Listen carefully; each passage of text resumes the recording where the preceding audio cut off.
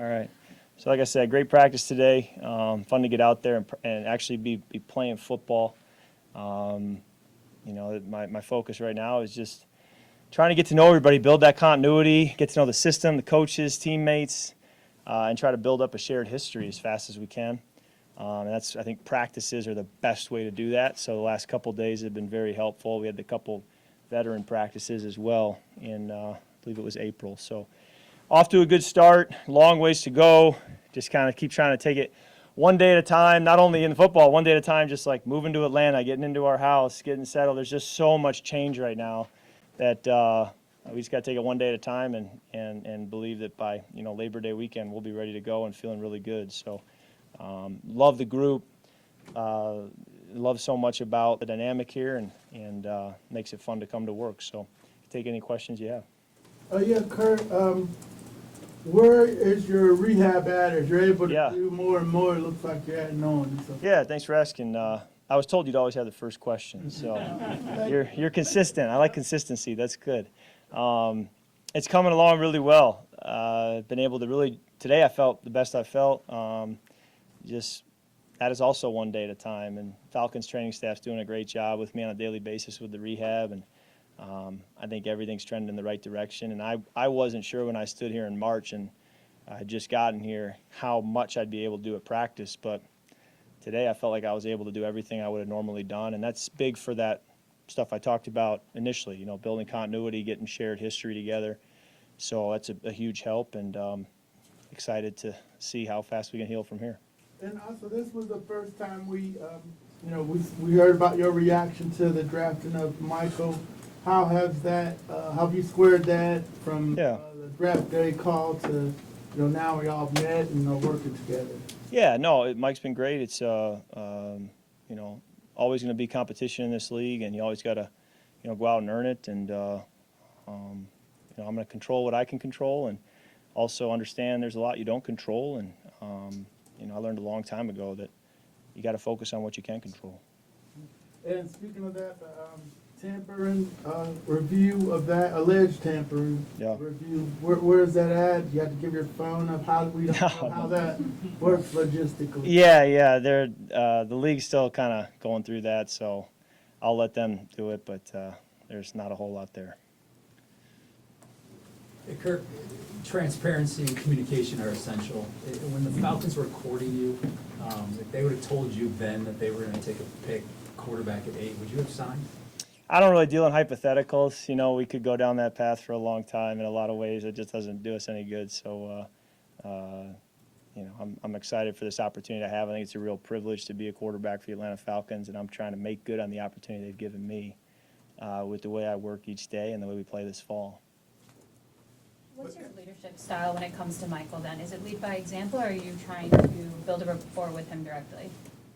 Well, I don't think it has to be either or, right? I mean, I think it's going to be it all, right? You got to build relationships, you make deposits in people, you serve, you ask questions. I think there's a place for the quarterback room is a working force for one another, and that's never not been the case. So we're all in there as a working force together to help each other, and that dynamic has always been there and always will be there. Kirk, how's it been getting in the room with Zach and kind of putting together this offense?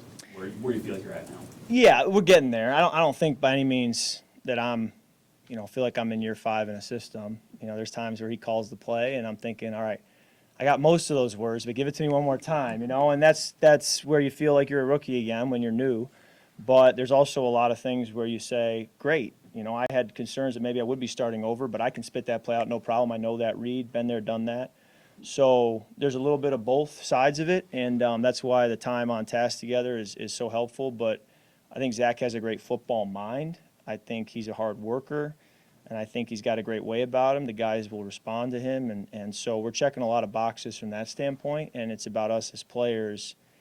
I keep saying kind of the same thing, is we've got to put the work in to build that shared history so that we can play in such a way this fall that it looks like we've been together for 5 years, Hey, Kirk, 2 things for me on the tampering situation.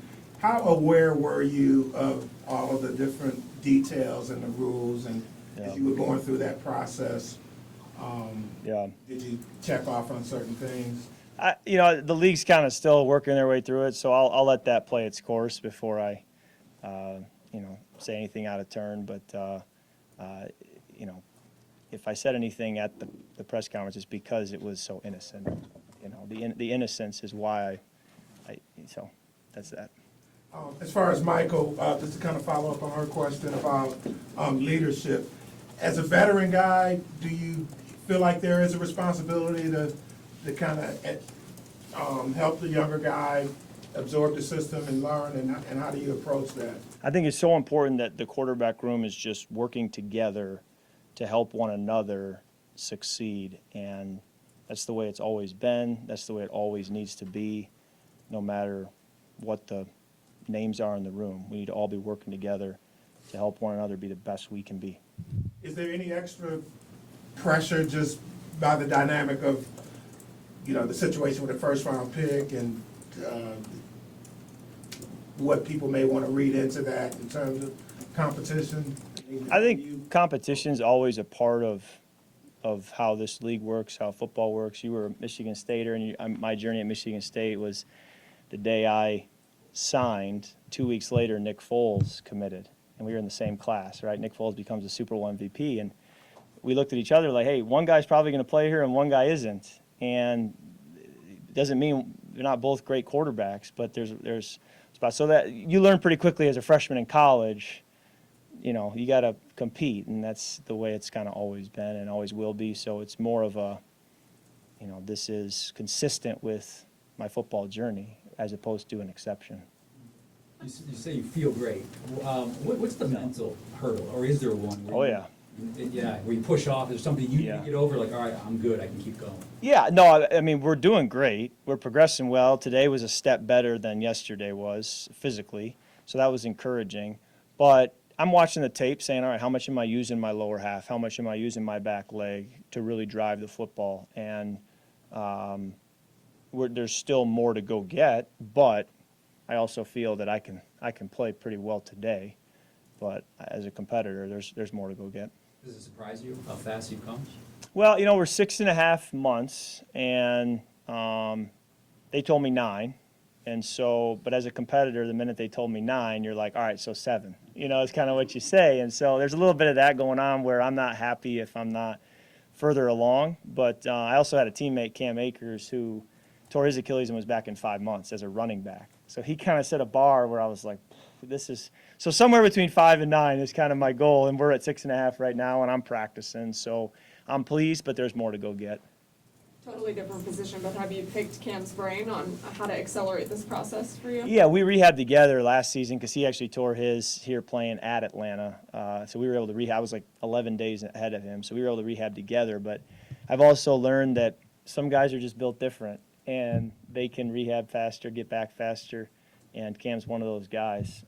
So he really set the bar high, and that probably gave me a good edge too. The early days with your new receivers, what are your impressions with them? Yeah, just really excited about playing with them. They're great people. They're hard workers.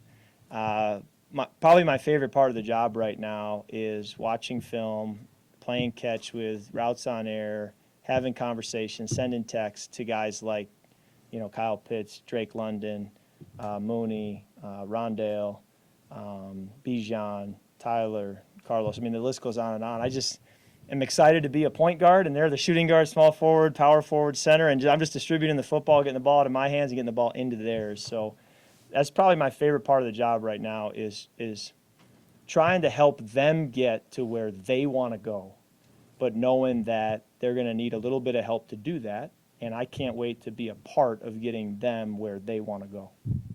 Jesse Bates has called you a coach, and today that you're a great teacher. Can you kind of touch on that dynamic and what that means to you, that guys look up to you in that light? Yeah, I think being in year 13, there's probably a little bit of when I was in year 4 talking to a Deshaun Jackson who was a double-digit year vet, I'm not going to pull him aside and tell him how to do things, right? There's some self-awareness there. I think it's the inverse now. You're in year 13, and if there ever was a time to pull a guy aside and say, hey, I've seen this, I know how to do this. So I'm set up to be in that position a little bit, but I also think very highly of Jesse Bates as a football player, as a leader. I had, just a couple meals with him here in the cafeteria, and I quickly realized that if this guy's, the leader of our defense, one of our better players, higher paid players in the locker room, he is going to set a really good standard to young players for what it ought to look like in terms of how you conduct yourself, how you practice, how you prepare, how you play. We're in really good hands with him on defense. So that was exciting to realize, because I hadn't gotten to know him until getting here. Knew what he was as a player, but as a person, he's pretty impressive. Can you take us back to the draft night and kind of where you were and how you found out and how you sort of processed the decision with Michael? Yeah, no, it's pretty straightforward. I was at the team event at the stadium, was just driving back, and they called me and just said, hey, we're gonna take a quarterback here at the pick, and I said, okay. And that was pretty straightforward. Like, when you say okay, like, were you, I'm sure you weren't doing cartwheels, but how did you respond to that? Yeah, I think it's similar to the call that Mark D'Antonio made to me in 2000, that would have been 2007. When he said, hey, we're going to offer another quarterback. I know you've signed Nick Foles. You guys are going to have to compete. And it's like, okay, let's just take the next step. And then I was drafted right with Robert Griffin. And it's, hey, you're going there with another quarterback in the same class. Okay. So this is more the norm than the exception. And I think the response is that this is the exception, when really, if you know my story, this is more the norm of the journey, and it's more of let's just start working and start building together. Michael's going to be getting breakfast for you on Saturdays in the fall and things like that. Do you have any? I've never had a rookie do that, so I don't know why I'd start now. But I'm sure if I asked, he would be helpful and do that. But I've never had a rookie do that before. Kirk, you mentioned the conversations you were having with guys like Kyle and Yeah. Drake, all that kind of stuff. With them being relatively young, I mean, Kyle obviously been in the league for a little bit now, but without giving away like any company secrets, have they said anything to you like, oh, I didn't look at things this way, dealing with a veteran quarterback like yourself, Yeah. you've been in the league for a long time? They've been complimentary, but they also probably would have been no matter what. I think you want to go earn their respect. I talked to a couple veteran quarterbacks who are now retired, who had changed teams later in their career, and I said, tell me about your dynamic, how you went in there. And one of the things they said was, you got to find that balance between leading and also understanding you haven't been here. So keep your mouth shut and observe and learn how things work. And so there's this balance, right, of I'm going to step in and assert myself, but I'm also going to ask questions and keep my mouth shut at times too. So, anyways, I just wanted to make sure that I'm not forcing anything that shouldn't be forced, and that goes back to self-awareness. You talked a lot about a lot of news, new team, new players, new coaches, everything like New house, new school, a lot of new fast food stops. We got it all. How critical is guys settling in, you coming off the injury, just being able to be out here and getting gelled with that? Yeah. And how critical Yeah. that's the success long term. Yeah, so this is like home base, right? This is not new in the sense that when you run out there with cleats on and you're calling plays and breaking the huddle, you're like, okay, it's different people, it's different words, it's a different location, but this is what I know. So you feel at home right over here on the practice field.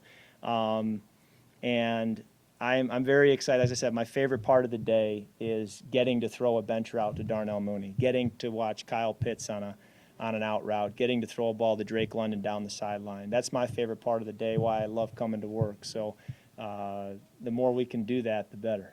With Mike, watching him throw, watching him work, what stands out to you? It's still so early. I feel like, I've barely seen him at all, but obviously had a great college career, put a lot of good stuff on tape, and I'm sure he'll pick up the offense quickly and be an asset for our team. Anything else? Lastly, you mentioned it's early, but what excites you about this team? Yeah, I think there's perception and there's reality, right? And I don't want perception to bleed into reality in the sense that people just assume things will happen. And so for me, it's about, I don't really deal in perception. I deal in reality. What's reality? And reality is we've got a long ways to go. There's not a lot of time on task together, and we got to make up for that quickly, and we have to have a sense of urgency about the way we practice, work, and communicate and meet. And so that's really what my reality is, and for my teammates. And we've got to get to roughly Labor Day and feel like we have the screws tied down. And we're not there yet, don't have to be there yet, but I feel a sense of urgency about that because I know what it is like to be in a place for 5 or 6 years and have played with a guy for 5 or 6 years and the difference that makes. And so we've got to work together to try to make that less relevant than otherwise would be. I got one more Yeah, question. anything for Jared. I appreciate it. Schedule's coming out tomorrow. Yes. Vikings on the schedule. Yeah, oh yeah.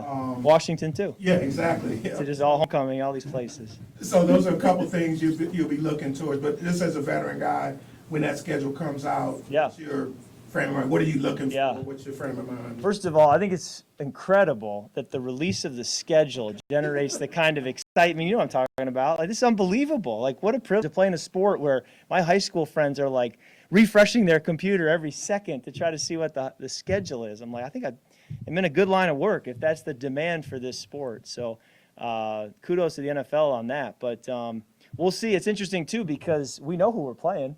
So I also think it's funny that it doesn't change a whole lot for me, whether I'm playing them in late September or mid-October or mid-November. It's okay, let's go play them. But, you know, to my wife, it's a big deal. You know, we're finding, you know, church times and babysitter times and travel and all that. So she's planning on taking the boys to all the away games this year, which I said good luck. But she wants to use it as like a educational experience. So she's going to take them everywhere, and she can't wait. She's a planner. She can't wait to get the schedule. So she keeps wondering if I got any inside details. I said, no, I got nothing. So you'll find out when everybody else finds out. So. Thanks, Mike. All right, thank you. Thanks. Yep.